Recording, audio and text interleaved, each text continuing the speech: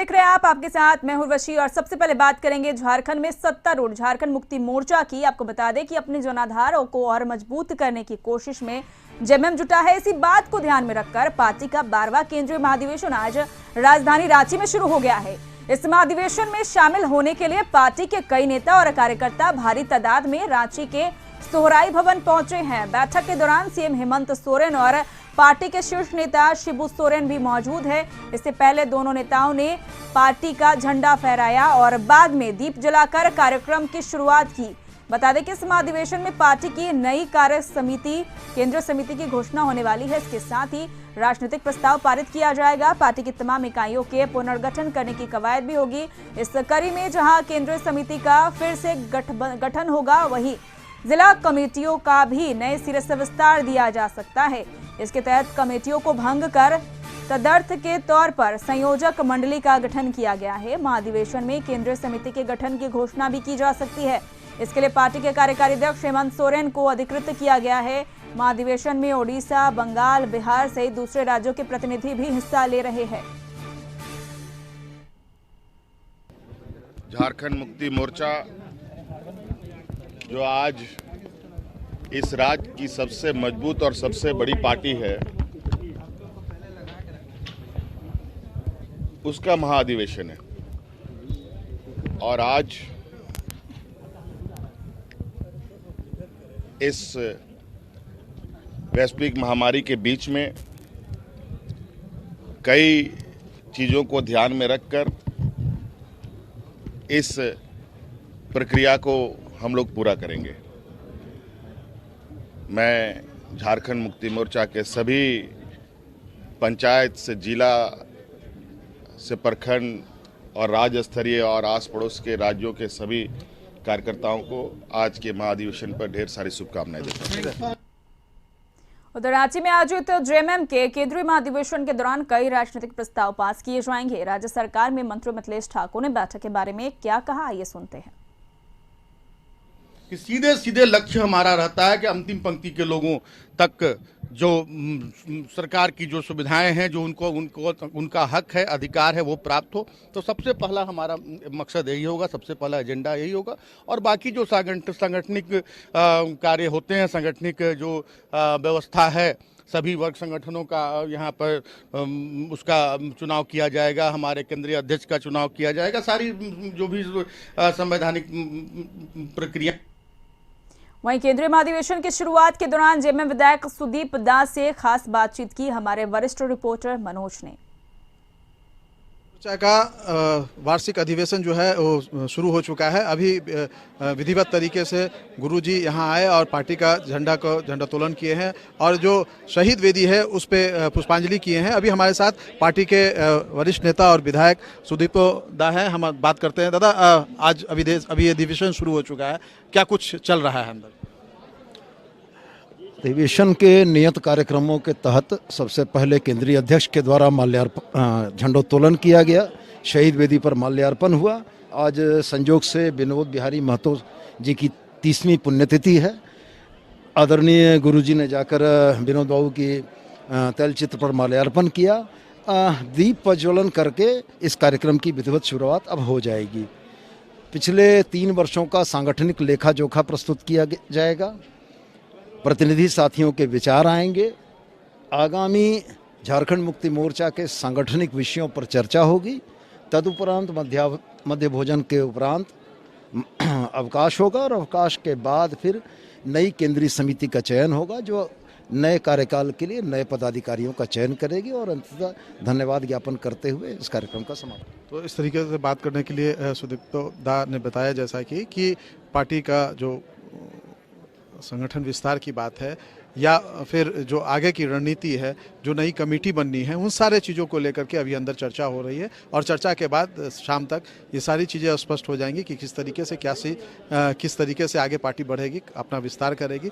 और पार्टी जो विरोधी दल है उनके हम लोग से जूझने के लिए, उनकी रणनीति को काटने के लिए किस तरीके से अपनी रणनीति बनाएंगे, इन सारे चीज़ों पर अभी चर्चा होगी।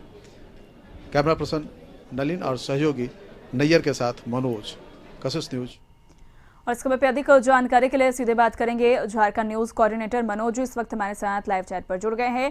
मनोज जी, जेएमएम का 12वां केंद्रीय महाधिवेशन राजधानी रांची में शुरू हो गया है। इसका मुख्य एजेंडा क्या है और जिस तरह से बताया गया है कि जो सरकारी योजना है वो गरीबों तक पहुंचे, इसका भी खास ख्याल रखा जाएगा और क्या कुछ ध्यान में रखकर यह जो अधिवेशन है इसमें क्या कुछ खास देखने को मिलेगा? देखिए उर्वशी, अगर हम बात करेंगे इस महाधिवेशन की तो ये एक मैंडेटरी होता है हर पार्टी के लिए कि 2 से 3 साल के बीच में वो एक महाधिवेशन बुलाए और पार्टी के से जुड़े हुए तमाम डेलीगेट्स के साथ में पार्टी के नीति और जो दिशा और दशा है उसको तय करते। उसी कड़ी में आज जेएमएम की ये महाधिवेशन चल रही है। 3 साल में यह महाधिवेशन होता है और यह पार्टी का 12वां महाधिवेशन है। और अभी अगर हम बात करेंगे तो आप देख सकते हैं हमारे पीछे ये जो दरवाजा है, इस दरवाजे के पीछे जो हॉल है उसमें महाधिवेशन चल रहा है।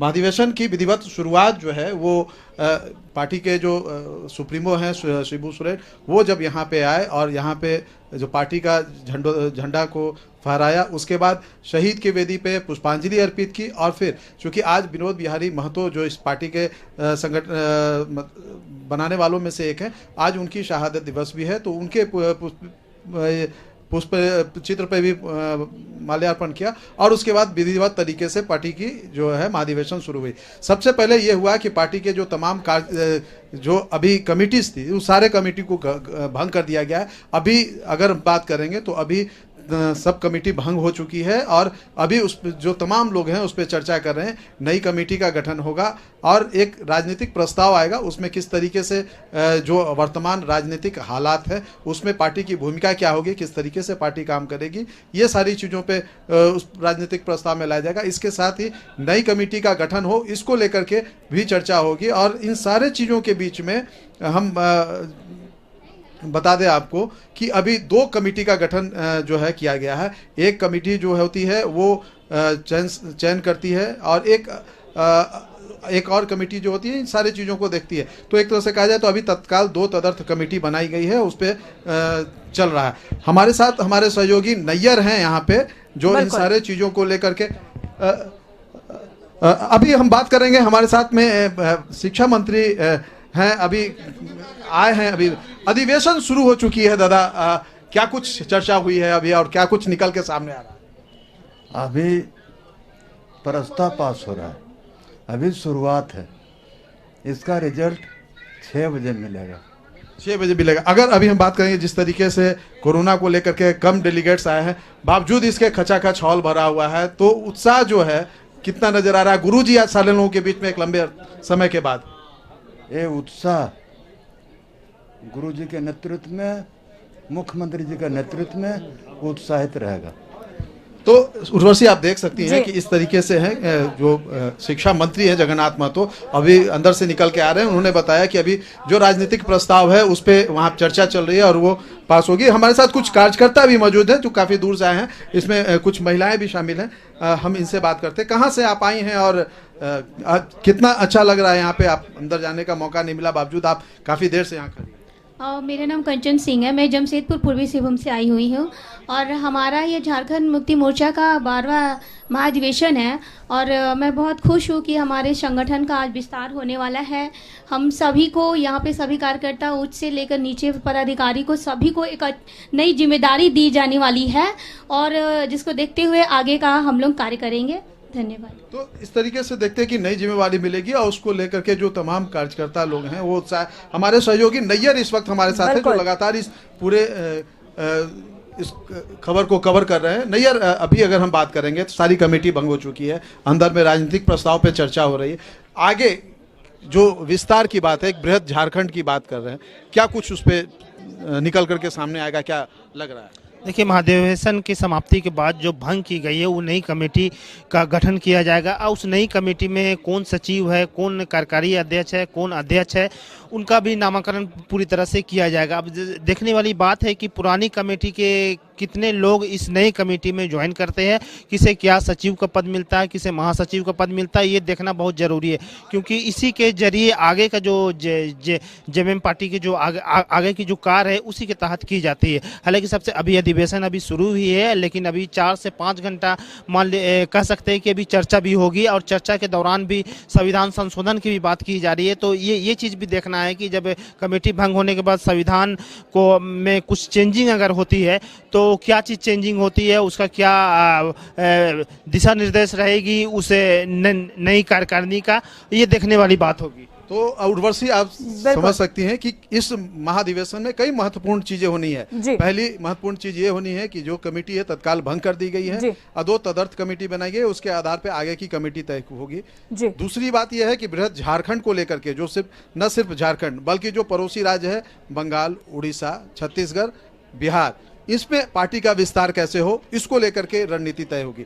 तीसरी जो महत्वपूर्ण बात है, आने वाले दिनों में किस तरीके से पार्टी और अपना जनाधार बढ़ाए, इसको लेकर के, क्योंकि अब जो है नजर जिस तरीके से है 41+ पे पार्टी की नजर टिकी हुई है। पार्टी के जो तमाम नेताओं से हमारी बात हुई है, उन लोगों का सीधे कहना है कि अब पार्टी उस स्थिति में आ गई है कि अकेले सक्षम है कि अब वो सरकार बना सके, और इसको लेकर के वो सारी चीजें कर रही है कि 41+ किस तरीके से आएगी झारखंड में, इसको लेकर के भी ये चल रहा है। मैं आपको दर्शकों को ये आपके माध्यम से ये जानकारी देना चाहता हूँ कि अगर हम अधिवेशन की बात करेंगे तो 2015 में जो हेमंत सोरेन है, मुख्यमंत्री हैं, उनको एक तरह से कहा जाए पार्टी की कमान सौंपी गई थी और वो पार्टी को अगर कहा जाए तो एक विस्तार दिया। सरकार आज अगर हम कहेंगे तो पार्टी एक मजबूत स्थिति में है, सरकार बनाई है, सरकार चल रही है, तो एक तरह से कहा जाए कि उस मजबूती को और कैसे बढ़ाया जाए, पंचायत स्तर से लेकर के सरकार तक कि सारी चीज़ों के बीच कैसे समन्वय हो, इन सारी चीज़ों को लेकर के आज चर्चा होनी है। जी उर्वशी। चलिए मनोज जी, आप नजर बनाए रखें, हम आपसे पल पल की अपडेट लेते रहेंगे। तो जनाधार मजबूत करने को लेकर अधिवेशन शुरू हो चुका है। फिलहाल बुलेटिन में रुकेंगे एक छोटे से ब्रेक के लिए।